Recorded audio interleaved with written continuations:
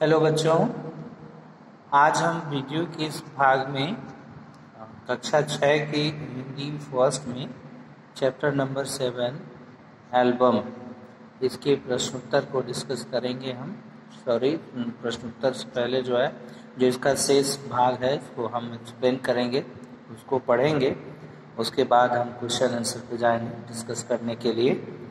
तो पहले हम लोग उसको पढ़ लेते हैं। देखिए, एल्बम जो है ये सुदर्शन जी की एक कहानी है और जिसमें उन्होंने सामाजिकता को दर्शाया है कि समाज में जो है वो किस प्रकार से व्यवहार करना चाहिए। एक व्यक्ति को दूसरे व्यक्ति की अगर कोई परेशान है तो उसकी हमें मदद करनी चाहिए, यही सामाजिकता है। और उसकी परिस्थिति को देख करके उसके साथ व्यवहार करना चाहिए, यानी सामाजिक बातों को समाज में रह करके किस प्रकार से व्यक्ति को सामाजिकता के साथ जो है व्यवहार करना चाहिए, उसके बारे में इसमें बताया है। बहुत ही सुंदर चैप्टर है। देखिए, इसमें दो लोगों के बीच लेन देन हुआ है जो एक सामाजिकता के अंतर्गत ही आएगा। तो दोनों लोग के बीच लेन देन हुआ है पैसों का, और वो दो लोग हैं। एक तो यजमान लाला सदानंद जी हैं और अगले व्यक्ति जो है उन्हीं के पुरोहित जो है पंडित सादीराम जी हैं। तो इन्हीं दोनों लोगों की कथा है। और पंडित सादीराम जो है बेहद गरीब होते हैं, उनके पास समस्याएं हैं, इसकी वजह से उन्हें उधार लेना पड़ता है और वो अपने यजमान लाला सदानंद जी से 500 रुपये लेते हैं और उसको देने में जो है असमर्थ रहते हैं। कई बार प्रयास करते हैं लेकिन दिल के बहुत अच्छे इंसान हैं। कोशिश यही करते हैं कि किसी न किसी तरीके से हम लाला सदानंद जी के कर्ज को वापस कर दें और हमें मुक्ति मिले। लेकिन बेचारे क्या करते, पीट काट काट कर किसी तरह कुछ बचाते, और जो बचाते वो तब तक पता चलता कि कोई ऐसा काम आ गया घर पे जिसकी वजह से उनका सारा पैसा खर्च हो जाता था उसमें। एक बार उन्होंने बड़ी मेहनत करके पेट काट काट कर 80 रुपये बचाए थे किसी तरह, और तभी उनका लड़का जो है वो बीमार हो जाता है और उसी में सारे पैसे उड़ जाते हैं। पंडित जी अपना सर पीट लेते हैं, लेकिन उन पैसों का जिक्र जो है, जो उनके यजमान लाला सदानंद जी हैं, कभी उन पैसों का जिक्र नहीं करते। उनके सामने न ही कभी एहसास होने देते हैं कि मैंने आपको कर्ज दिया है, यानी अपने दिए हुए पैसों के लिए कभी घमंड नहीं करते थे और कभी इस तरीके का व्यवहार नहीं करते थे जिसकी वजह से जो है पंडित सादीराम को समस्या हो। लेकिन कर्जा है, वो भी अच्छे इंसान थे, दोनों लोग अच्छे इंसान थे। तो कर्जा लिए हुए थे पंडित सादीराम, उसको देना भी चाहते थे, तमाम प्रकार के प्रयास करते हैं। और लास्ट में जो है वो अपने अलमारी से कुछ पत्रिकाएं होती हैं चित्रकला की, जिसको वो लाला सदानंद जी के कहने पर एल्बम बना के उसको एक इश्तिहार देते हैं। और उस इश्तिहार को ये इसमें बताया गया है कि कलकत्ता के मारवाड़ी सेठ ने उसको खरीदा था और 1000 रुपये दिए थे उसके बदले, और उसी में से उन्होंने 500 रुपये लाला जी को वापस करके अपने को ये समझा था कि हमारा कर्जा जो है वो मुक्त हो गया, मैं अब इनके कर्जे से आज़ाद हो गया। लेकिन अंततोगत्वा होता क्या है, लाला जी बीमार होते हैं। उस समय ये पहुँचते हैं उनके पास पंडित सादीराम जी, उनके पुरोहित होते हैं, और वहीं पर जो है गीता का पाठ वगैरह उनको सुनाते हैं।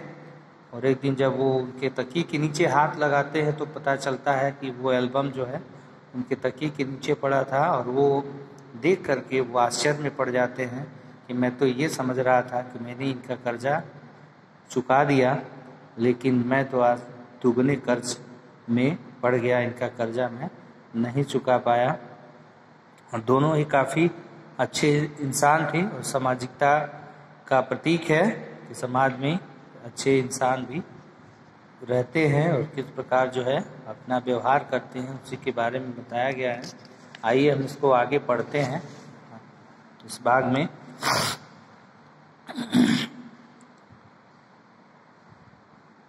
रस सांझ के बाद वह लाला सदानंद के पास गए और 500 रुपये सामने रख कर बोले, परमात्मा का धन्यवाद है कि मुझे इस मार से छुटकारा मिला। ये कौन कहता है? ये पंडित सादीराम कहते हैं। कब कहते हैं? जब उन्हें 1000 रुपया मिल गया होता है और उस रुपये को लेकर के वह लाला सदानंद जी के पास पहुंचते हैं और कहते हैं कि ये अपना 500 रुपया ले लीजिए। उनके सामने रख देते हैं और कहते हैं कि परमात्मा का धन्यवाद है कि मुझे इस कर्ज से छुटकारा मिला, मुझे इस मार से छुटकारा मिला। अपने रुपए संभाल लीजिए। और कहते हैं कि अपने रुपए संभाल लीजिए। आपने जो दया और सज्जनता दिखाई है उसे मैं मरते दम तक न भूलूंगा। और कहते हैं कि आपने जो दया और सज्जनता दिखाई है उसे मैं मरते दम तक न भूलूंगा। दया और सज्जनता, भाई दया और सज्जनता यानी 500 रुपये दी करके उन्होंने कई वर्षों तक उस पैसे की कभी जिक्र भी नहीं की लाला जी ने पंडित सादीराम के सामने, और न ही कभी उनको इस निगाह से देखा, न कभी गर्व महसूस किया, एहसास नहीं होने दिया कि मैंने आपको कर्जा दिया है। वही वो कहते हैं कि मैं यह एहसान आपका मरते दम तक न भूलूंगा। लाला सदानंद ने हैरान सा होकर पूछा, पंडित जी क्या सेठ ने एल्बम खरीद लिया? जी हाँ, खरीद लिया। और लाला सदानंद जी हैरान होकर के यानी आसर में पढ़ करके उन्होंने पूछा कि सेठ जी, सॉरी पंडित जी, क्या सेठ ने एल्बम खरीद लिया? क्या कहते हैं पंडित सादीराम जी? जी हाँ, खरीद लिया। और रुपए भी आ गए? जी हाँ, 1000। ये रुपए भी आ गए? कितने? 1000। जी हाँ, नहीं तो मुझ गरीब ब्राह्मण के पास क्या था जो आपका ऋण चुका देता? परमात्मा ने मेरी सुन ली। कहते हैं कि अगर पैसा नहीं आता तो मैं आपका पैसा जो है कैसे चुकाता, और मुझ गरीब ब्राह्मण के पास तो कुछ था नहीं, तो आपका पैसा कैसे चुकाता? तो आज पैसा आ गया है, इसलिए मैं आपका ऋण चुका देता हूँ। परमात्मा ने मेरी सुन ली और ईश्वर ने हमारी पुकार जो है सुन ली। मेरा विचार है कि आप ये रुपए अपने पास ही रखें। फिर क्या कहते हैं लाला सदानंद जी कि मेरा ये मत है कि आप ये पैसे अपने पास ही रखें। मैं आपका यजमान हूँ, मैं आपका यजमान हूँ। यानी यजमान जो धार्मिक कार्य कराने वाले होते हैं, क्योंकि पुरोहित हैं उनके, तो धार्मिक काम काज जो कराते हैं उनको हम यजमान कहते हैं। मेरा धर्म है कि आपकी सेवा करूं। कहते हैं कि आप मेरे पुरोहित हैं और धर्म है कि आपकी मैं सेवा करूं। अगर मैंने 4 पैसे दे दिए तो कौन सा गजब हो गया?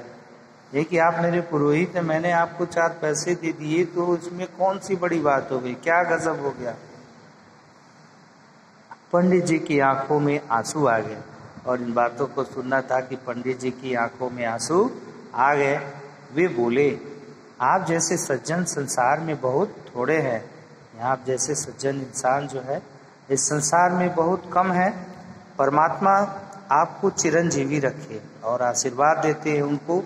आपको चिरंजीवी का अर्थ होता है मतलब ईश्वर तुम्हें आपको दीर्घायु करे, दीर्घायु इतनी लंबी आयु दे जिससे आप ज़्यादा दिन तक जीवित रहें। मगर अब तो मैं यह रुपए न लूँगा, लेकिन अब मैं ये रुपए न लूँगा। इतने वर्ष आपने मांगे तक नहीं, मुझे आज हल्का होने दीजिए। देखिए आपने पैसे दे करके बरसों बीत गए, आपने कभी पैसे का नाम नहीं लिया, तो आज मुझे हल्का होने दीजिए, अर्थात ये पैसे आप अपने ले लीजिए। लाला सदानंद ने चुपचाप रुपए रख लिए और जब इन बातों को सुना तो उन्होंने चुपचाप रुपए वह रख लिए। मनुष्य रुपए देकर भी ऐसा प्रसन्न हो सकता है, इसका अनुभव उन्हें पहली बार हुआ। और मनुष्य भी किसी के पैसे वापस करके इतना सुख का अनुभव करेगा, उनको ये पहली बार एहसास हुआ। क्योंकि भाई आजकल के समाज में तो रुपए बस अगर किसी को दे दो बस उसके बाद बड़ी मुश्किल से वो मिल पाता है। तो वही वो कह रहे हैं लाला सदानंद जी की आजकल के युग में भी, समाज में भी, आज के समाज में भी कोई व्यक्ति ऐसा है कि किसी के पैसों को देख करके और सुख की अनुभूति कर रहा है।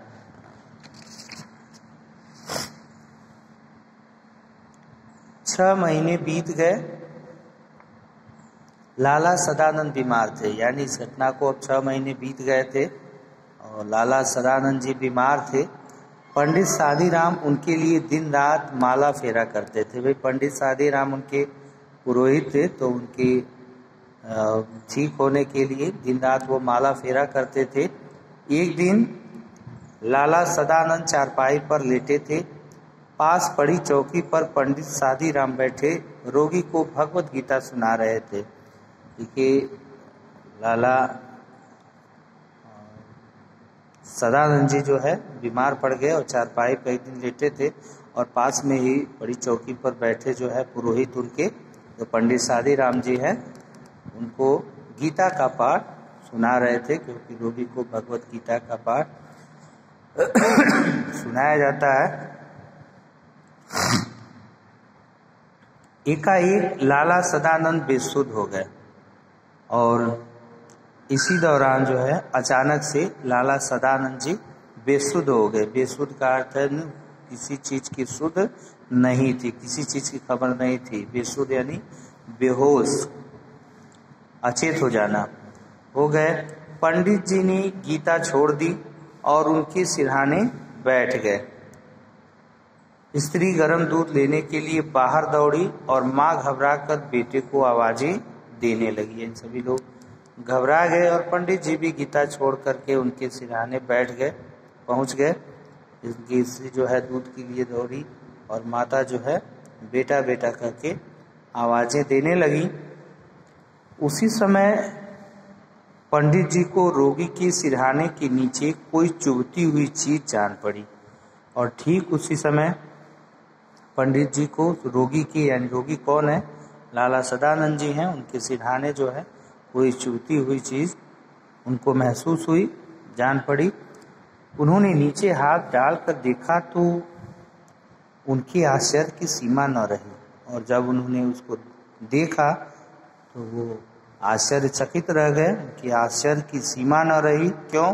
क्योंकि वह सख्त चीज वही एल्बम थी जिसे किसी सेठ ने नहीं बल्कि स्वयं लाला सदानंद ने खरीद लिया था। देखिए कितने अच्छे इंसान लाला सदानंद जी भी थे कि वह सख्त चीज जो वह एल्बम थी जो चित्रों की, तो उसको जो है उस सेठ ने ही, यानी लाला सदानंद जी ने ही खरीदा था, बल्कि किसी मणवारी ने नहीं उसे खरीदा था, लाला सदानंद जी ने ही खरीदा था। पंडित शादीराम इस विचार से बहुत प्रसन्न थे कि उन्होंने सदानंद का ऋण उतार दिया। देखिए अभी तक तो पंडित शादीराम निश्चिंत थे कि कम से कम हमने अपने यजमान का कर्जा चुकता कर दिया है, लेकिन अब वह उस एल्बम को देखते ही आश्चर्य में पड़ गए। और अब देखिए अब क्या कह रहे हैं, अब वो सोच रहे हैं मन ही मन कि मैं तो ये सोच रहा था कि कर्जा उतर गया, लाला सदानंद जी का उतार दिया है मैंने, मगर यह जानकर उनके हृदय को चोट सी लगी कि ऋण उतरा नहीं बल्कि पहले से दुगना हो गया है। उन्होंने एक ठंडी सांस भरी। अब देखिए ऋण उतरा नहीं, यह जान करके उनके हृदय को बहुत चोट लगी, यानी बहुत पीड़ा पहुंची उनको कि मैंने जो है लाला सदानंद जी का कर्जा नहीं दिया, उतरा नहीं वह बल्कि दुगना हो गया है। और उसने ठंडी सांस भरी। कुछ देर बाद लाला सदानंद को होश आया और कुछ देर के बाद जो है लाला सदानंद जी को होश आ गया। उन्होंने पंडित जी से एल्बम छीन लिया, धीरे से कहा, यह एल्बम अब मैंने सेठ साहब से मंगवा लिया है। और कुछ देर बाद जब लाला सदानंद जी को होश आया तो उन्होंने पंडित जी से एल्बम छीन लिया हुआ और ये कहा कि मैंने अब सेठ से एल्बम मंगवा लिया है। पंडित जी जानते थे कि यजमान झूठ बोल रहे हैं, वे किसी भी तरह यह न कह सके कि आप झूठ बोल रहे हैं, परंतु अब वे उन्हें पहले से भी अधिक सज्जन, अधिक उपकारी और ऊंचा समझने लगे थे। अब देखिए कितने अच्छे इंसान थे, पैसे देने के बाद भी देखा कि पुरोहित जी परेशान हैं, तो उनकी मदद करने के लिए वह एल्बम जो है, जो ये बताया गया था कि